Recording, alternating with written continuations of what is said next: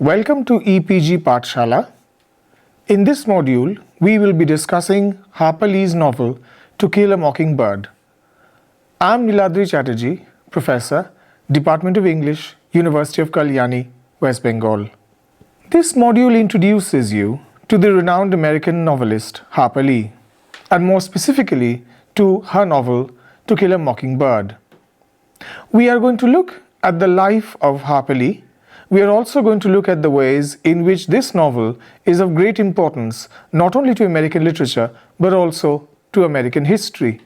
This is a novel that asks very important questions about race relations. This is a novel that asks very important questions about how power operates at the level of law. And we are going to see how this novel occupies a very central position in American literature as far as our understanding of the question of race is concerned. Harper Lee was born on 28th April 1926 in Monroeville, Alabama, in the South, that is to say in the southern part of the United States of America. She is widely known not only for her novel To Kill a Mockingbird, but she is also known for the sequel of To Kill a Mockingbird, which was published last year. She grew up along with three of her siblings as a tomboy. Lee and Truman Capote, the writer, were childhood friends. After the divorce of Truman Capote's parents, he was sent to live with his mother's relatives, where he met Harper Lee. Like Truman Capote, Lee also developed an interest in literature from very early on in life. After completing her graduation, she joined the Huntington College in Montgomery, in Alabama. She continued her literary interest by contributing to her school's and to a humor magazine, also became its editor. Later, she moved to the University of Alabama in Tuscaloosa. The university had a system that allows its undergraduate students to practice law. Thus, while she was still a junior, she was accepted into the university's law school. This new area of study took most of her time, and eventually she had to leave the editorship of the magazine. I think it is very important for us to remember that she was actually studying law because her studies have a very great impact on the novel that she would very soon be writing. Initially, she continued her studies in law, but after a year she began to express her unhappiness about it to her parents. However, she left for New York, leaving her degree incomplete. There she worked as a ticket agent for Eastern Airlines, British Overseas Air Corporation, known as BOAC. With the help of an editor, she began her journey as a writer and wrote that much acclaimed novel To Kill a Mockingbird, and also received a Pulitzer Prize for it.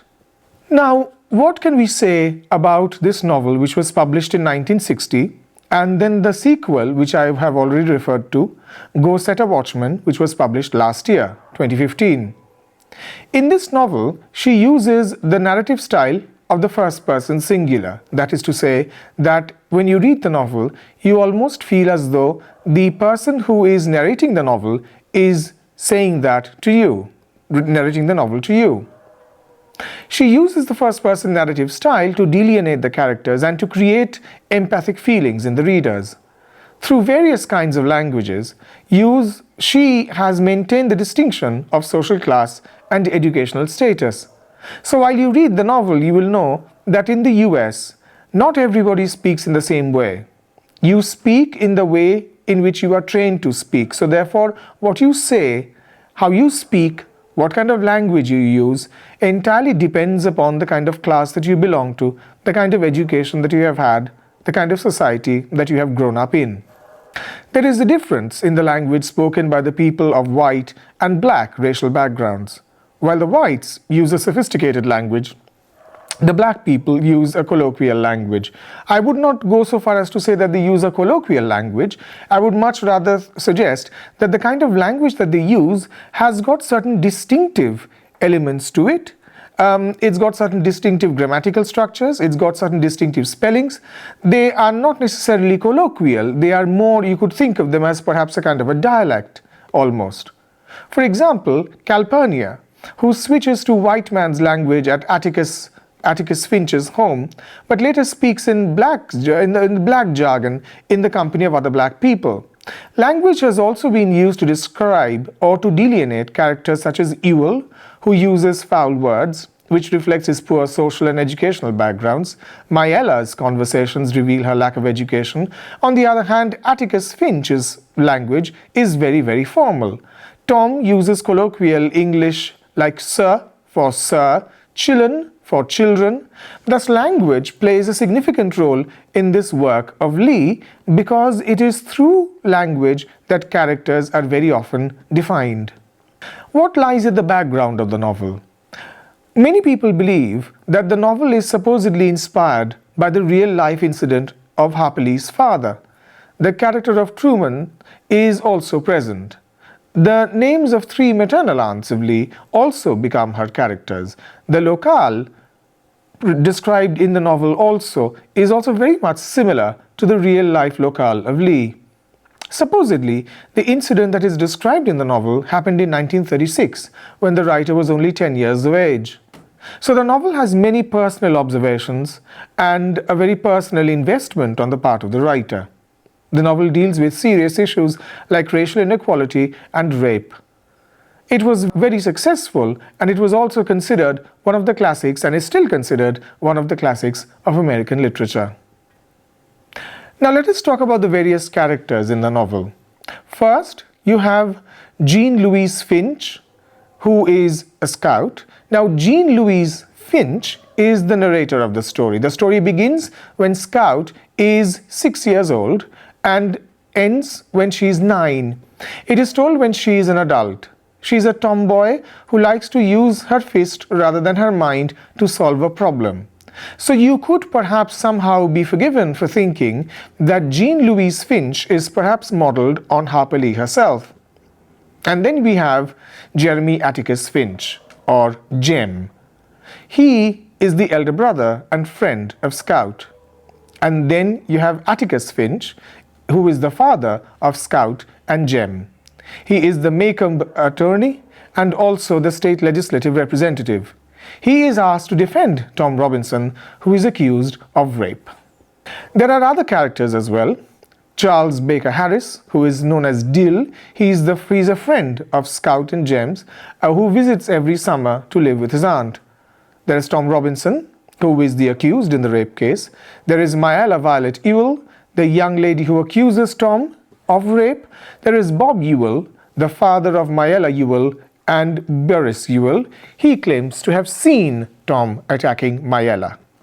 There are, of course, Mr. Arthur Radley, also known as Boo Radley. He is the mysterious man in the story. He is never seen outside by the children. There is Nathan Radley. He is the brother of Boo Radley. And there is Reverend Sykes. He helps children understand the Tom's case and arranges seats for them in the colored balcony. What exactly is going on in the novel? The summary of it is very, very simple. After their mother passes away, Scout and Jem live with their father, Atticus, in Alabama, Macomb. Atticus is a renowned lawyer, and the family is quite well off. And the family is actually better off than others in the society. Dill has come to spend his summer vacation at his relative's place that live next to the Finch's family. So you could be forgiven for thinking that perhaps Dill is based on the writer Truman Capote. The three children, Scout, Jem, and Dill, become friends. Dill is fascinated by the Radley place, a spooky house owned by Mr. Nathan Radley, where his brother Arthur Boo has lived for many years but has never been seen outside of the house.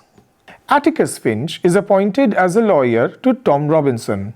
Tom is charged with rape of a white woman called Maella Ewell.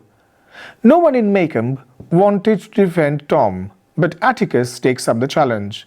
For this, his children are teased and taunted by calling names like nigger lover. Nigger, as you very well know, is a pejorative word that is used in the context of African Americans. Scout wants to stand by her father and fight for him, but Atticus stops her from it. One day, a group of men come with the intent of lynching Tom. Lynching basically means beating him publicly.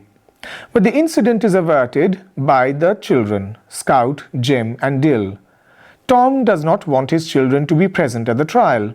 However, they are invited by the Reverend and they see the whole trial from the colored balcony. Atticus establishes the innocence of Tom, but unfortunately he is punished for the act that he never committed. It is also evident during the trial that it is Mayella who made sexual advances towards Tom, and her father Bobby Will finds that red-handed. However, one night Tom tries to escape from prison and is shot dead. Feeling humiliated despite the verdict, Bob avenges against Atticus.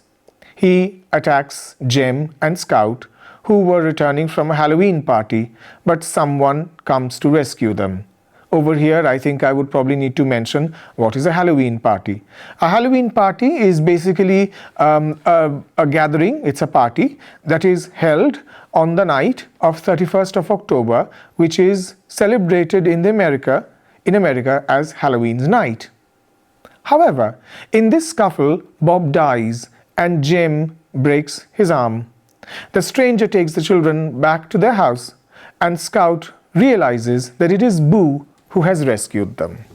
Now, what are the major themes and issues discussed in the novel? If not discussed, at least what are the major themes that are touched upon or dealt with in the novel? First, and the most important theme, the one that probably dominates all of the discussion of To Kill a Mockingbird, is racism.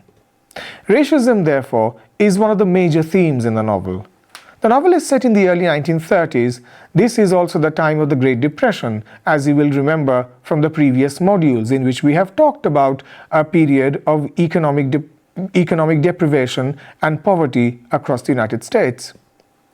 During this time, blacks were the highly subjugated people of the society. They were not allowed to move along with whites, share their spaces, walk or sit with whites. This is seen throughout the novel. So what we are looking at in the novel is severe racial segregation.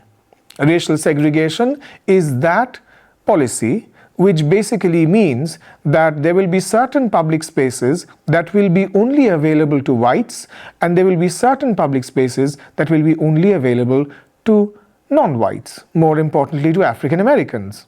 For example, the separate place for the blacks in the court where Scout, Jim and Dill, children of white man, but they were sitting in the colored balcony to see the trial since there was no place, and also because their father chose to defend a black man, Tom Robinson. So this is something which I think we really need to talk about, because this case stands as the fight against racism. Mr. Atticus Finch defends Tom, and all the evidences are very strongly supportive of Tom, and they basically prove Tom's innocence. The only factor that can go against Tom, and it does, is his skin color. Tom is black. And eventually it becomes reality once again. Tom is punished for the crime that he has not committed. It happens so because he's a black man and his accuser is a white woman. Atticus and a handful of people fight against the racial discrimination, but they cannot ultimately succeed. However, Atticus explains to Scout that though they have lost the cause and though they have lost the case, but it does help them stand against racism, and it is proved through the jury's long period of discussion before the decision is made. Otherwise, it does not take much time for them to decide. The other important theme that one has to talk about is, of course, right there in the title, Mockingbird.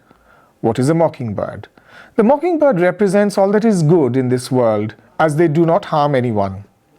They are just busy themselves in singing. Thus, it is a sin to kill a mockingbird. This is what is explained to the children, and it is maintained throughout the novel too. For example, in the novel, Tom becomes the symbol of mockingbird, since the whites have sinned by killing an innocent man just because he is black. Further, Atticus Finch also explains to his children when he gives them a shooting gun for the first time. He explains to them, when he gave us our air rifles, Atticus wouldn't teach us to shoot. Uncle Jack instructed us in the rudiments thereof. He said Atticus wasn't interested in guns. Atticus said to Jem one day, "I'd rather you shoot at tin cans in the backyard, but I know you'll go after birds. Shoot all the blue jays if you want, if you can hit 'em, but remember it's a sin to kill a mockingbird." So from this we can actually make a very important argument as well about violence in the novel. How is violence represented in the novel? Violence in the novel is clearly represented through the use of air rifles. Killing of the mockingbird is regarded as a violent act. Further, before the decision is made by the jury members and it is declared that Tom is guilty, there is a dense stillness that appears in the atmosphere even as the mockingbirds fall silent. "I shivered," goes the story, "though the night was hot. The feeling grew until the atmosphere in the courtroom was exactly the same as a cold February morning when the mockingbirds were still." Further, there is another example of mockingbird in Boo Radley, who lives his life silently and has never harmed anyone in his life.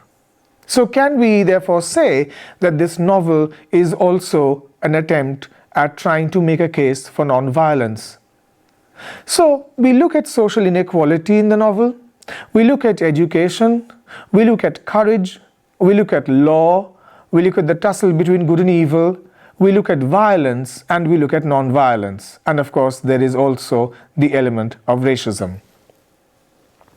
Now, what we really need to therefore concentrate on is the way in which the novel was being written at a time when America was in the throes of racial discrimination. And this racial discrimination is something that many authors have articulated. This is a racial discrimination that is most clearly articulated, of course, in the speech by Martin Luther King, "I Have a Dream," which is there as a part of your syllabus. And we are therefore going to try and connect what are there in the other modules to what is there in this module, because that is when you will get a much clearer picture of the way in which this particular module works. Harper Lee was widely anthologized, widely used in various university syllabi. Her book, To Kill a Mockingbird, has consistently been read as a book that argues against racism. But over here, I think I would really have to mention that when the sequel to Kill a Mockingbird was published, Go Set a Watchman, it was revealed to everybody's shock that Atticus Finch, the man who so bravely defended and fought for the rights of a black man, is exposed as somebody who secretly belonged to a racist organization. In fact, it is probably believed that Atticus Finch was a member of the Ku Klux Klan. So this is something which created a lot of controversy. A lot of people were very upset. Many people said that they will never be able to read To Kill a Mockingbird ever again, knowing what they know now about what lay at the heart of Atticus Finch. But I think even when Harper Lee is revealing Atticus Finch to have secretly been a part of a racist white supremacist organization, what she's basically trying to say is that perhaps Atticus Finch is a character who believes in what is true. He may have been racist in his private life, but he still tries to take up the case of Tom Robinson because he believes that Tom Robinson was innocent. And of course, all the evidence clearly proves that Tom Robinson was innocent. So here is a man who perhaps believed in a certain ideology which is harmful, but professionally he was talking about and he was trying to fight for what he felt was the duty of his profession. When we look at Harper Lee, we therefore have to understand that as a white woman living in the South, she is writing a novel that argues against racism. In doing this, she is also trying to make a bigger argument, a greater argument about the way in which you do not have to belong to a certain community to write about it. You can also write about that community from the outside. Remember, Harper Lee is not black. So the fact that she is not an African American itself, many people would therefore say she may not be qualified to write a novel like this. She only proves them wrong, because she writes a novel against racism, even though she personally may not have suffered as a result of it.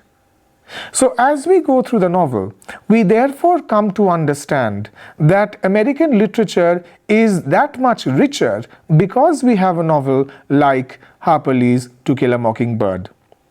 What we really have to understand is that as we go through the novel, we are going to also try and make a very important revelation to ourselves, that is, how to sensitize children to questions of right and wrong, how to sensitize children to questions of race, how to sensitize children to the question of criminality, to questions of justice, to questions of the way in which violence works and the way in which non-violence works. I think it is rather significant that the novel is written in the voice of a very young girl, because when she is writing as a young girl, or at least she is writing as a woman looking back on her childhood, she is therefore making a very important case of the way in which children should be sensitized towards bigger questions of hatred, of violence, of discrimination that they are going to find once they have grown up in an adult world. I think it is significant for us to remember that when they go to watch the trial, they are actually being sat in the colored seats. Now remember that the colored seats are meant for the African Americans. The colored seats are meant for the black people. So why are the children being seated there? They are being seated there clearly because there is no space in the white section, but that is not the simple point. There is another point. There is another point. The point is that maybe these children represent a world that is beyond race. Maybe these children are trying to think about a world which is not divided into black and white. So Harper Lee is constructing this tale, of course, which is in many ways autobiographical, as I have told you. This could very well have been inspired by her father's career. This could very well have been inspired by the fact that she herself studied law. But what we should always remember is that she is constructing a novel which raises very important questions about the way in which justice is delivered. Because if you remember, Tom Robinson ultimately does not get to enjoy his freedom. He does not get to enjoy the verdict of his innocence. And the only reason why he does not do that is simply because of his skin color. So look at the way in which justice is ultimately not done. And it is not done not because of lack of evidence. It is not done simply because once this is a black man that has been accused of a crime, the public is therefore determined to prove that if the crime is said to have committed by a black man, then the black man must be guilty. It is the assumption of guilt on the part of the black man by the white majority, which is something that is being critiqued by Harper Lee. So in conclusion, I would therefore want to say that once you are reading the novel, please be aware of the way in which this novel actually feeds into greater discourses about the way in which race functions in the American literary history. And when we are talking about race, I would want you to go all the way back to where the module started. I would want you to go all the way back to the 18th century, even into the 17th century, to look at slave narratives. So when you're looking at slave narratives, look at the way in which their sufferings are done, are communicated. Look at the slave narratives, then come to the 19th century and look at the way in which there are people like Walt Whitman who are actually already arguing against slavery. Look at the history of the Civil War, which was clearly started because some people wanted to abolish slavery, people of the North, and there were some who actually did not want slavery to be abolished, people of the South. Look at how, as a result of the war, slaves may have been freed, but the racism that was created continues to inform the way in which Americans think about themselves. Look at the way in which the white-black binary continues to operate, even though Americans may or may not believe it or may not acknowledge it.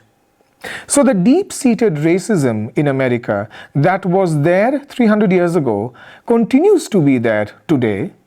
And on the racial front, there seems to have been a certain cosmetic number of changes, but deep down inside, racial antagonisms are very much present.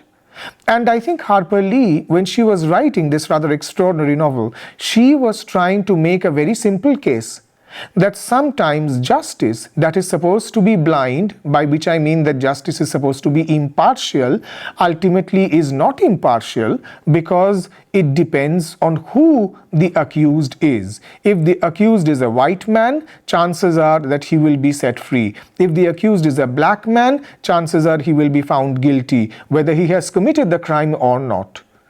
This extremely dark, this extremely depressing message is something that Harper Lee is trying to communicate. And I hope that when you are reading To Kill a Mockingbird, you will also eventually read Go Set a Watchman, because it would be interesting for you to compare how a narrative is shaped many decades ago and how that narrative has evolved many decades later. So do please read this novel, these two novels side by side, and I think that is going to give you a greater impression, a greater understanding of the way in which race, justice, innocence, guilt, non-violence and violence work in American literature in general, and in this novel by Harper Lee in particular. Thank you.